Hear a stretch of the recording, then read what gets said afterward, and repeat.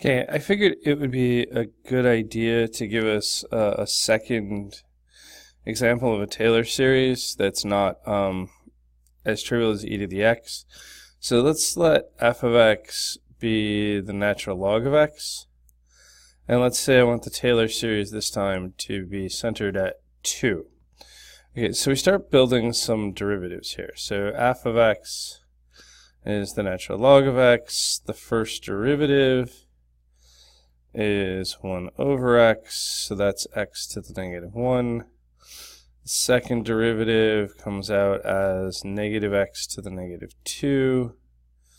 The third derivative is, I'm going to write this way. I'm going to write it as, oh no, that's right, we're not there yet, 2x to the negative 3. The fourth derivative comes out as, now I'm going to do something interesting here. I'm going to make it 2 times 3x to the negative 4, because we're starting into a factorial reality here. And that's going to be like 2 times 3 times 4 times x to the negative 5. So the nth derivative is like, alright, so we're alternating. So we need this a negative 1 n plus 1. Right? And then we're going to take n minus 1 factorial x to the negative n. Right? I think accomplishes this pattern, with the exception of the first term. So the first term in this one's a little wonky, right? So if I take these at 2, because that's where I'm centered, I get the natural log of 2. F prime of 2 gets me a half. F double prime of 2 is negative fourth. F triple prime of 2 is like 2 over 8, which is again a fourth, so that's interesting. The fourth derivative at 2 is like negative 6 over 16, so that's going to be like negative 3/8. The fifth derivative at 2 comes out as like 24 over 32, which is like 3/4. Alright, so this nth derivative at 2 is, again, it's alternating, right? N plus 1. And now we're just taking n minus 1 factorial. And we're going to divide that by 2 to the n, I think, is what's going on there. Because this is x to the n, so this is going to be over 2 to the n. And this is going to work for all n greater than or equal to 1. So like when I have the zeroth, what do you call it? The zeroth derivative, or like the original function, it doesn't hold. So I have to handle that term separately. So let's kind of use the Taylor formula and build that series. Okay, so if I follow the work that I just did, the Taylor formula is going to say that the natural log of x is equal to this constant, natural log of 2, plus the sum from n equals 1. Okay, normally it would be n equals 0, but I've brought the first term out, because it doesn't follow the rule. Negative 1, n plus 1, n minus 1 factorial. And then we put this over 2 to the n. Now from the Taylor formula, I get 1 over n factorial, right? And then x minus 2 to the n. So that can be simplified slightly. The natural log of 2 plus the sum from n equals 1 to infinity. Negative 1 to the n plus 1. These being divided is just going to make this, let's see, that's going to be 1 over n to the 2n times x minus 2 to the n. Okay, so that's basically something that works. It's going to work on the interval of convergence, so we need to kind of investigate that, right? So we have the series with this weird term out front, but we want to know, like, where does this thing work?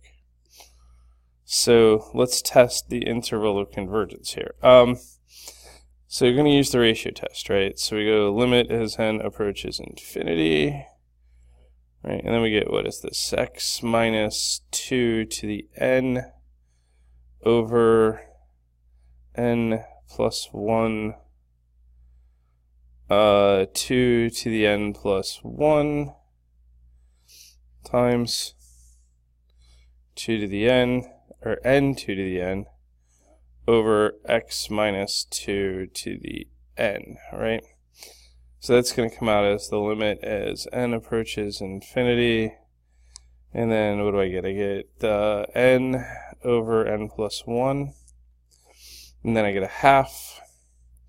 And then I get x minus 2, right?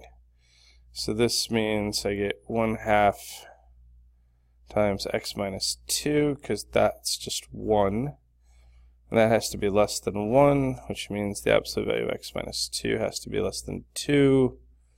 So we go, what is that? Negative 2 is less than x minus 2 is less than 2, which means we're between 0 and 4. And I have to test the 0, and I have to test the 4. All right, so let's look at what happens when I test the endpoints there. Okay, so if I check x equals 0, that's going to give me like the natural log of 2 plus the sum n equals 1 to infinity, negative 1 to the n plus 1. When I put in a 0 there, I'm going to get a negative 2 to the n over n times 2 to the n. Right, so this is going along for the ride. So n equals 1 to infinity. This is going to be negative 1 to the n plus 1. And then now negative 1 to the n over n. Okay. Let's see what happens there. This stays along. N equals 1 to infinity. So you keep the base and you add the exponents. So that's negative 1 to the 2n plus 1 over n. Regardless of what I'm putting in here for n, I'm going to get an odd number. Right, so this is always going to be negative, so I can pull that out as a negative 1. And that's just going to give me 1 over n, which is the harmonic, which means I diverge when x is 0. Okay, so let's take a look at what happens when x is 4. Okay, so looking at x is 4, I have like the natural log of 2 plus the sum n equals 1 to infinity, negative 1 to the n plus 1. If I put a 4 in there, I'm just going to get 2 to the n up top over n 2 to the n. Well, those are going to cancel. So this is going to give me the natural log of 2 plus the sum from n equals 1 to infinity of negative 1 to the n plus 1 over n, which is the alternating harmonic, which converges. So ultimately, my interval of convergence does not include 0, but does include 4. So this thing will hold on 0 to 4 inclusive of 4. So there's another fully worked out Taylor series example for you. Hope it's helpful.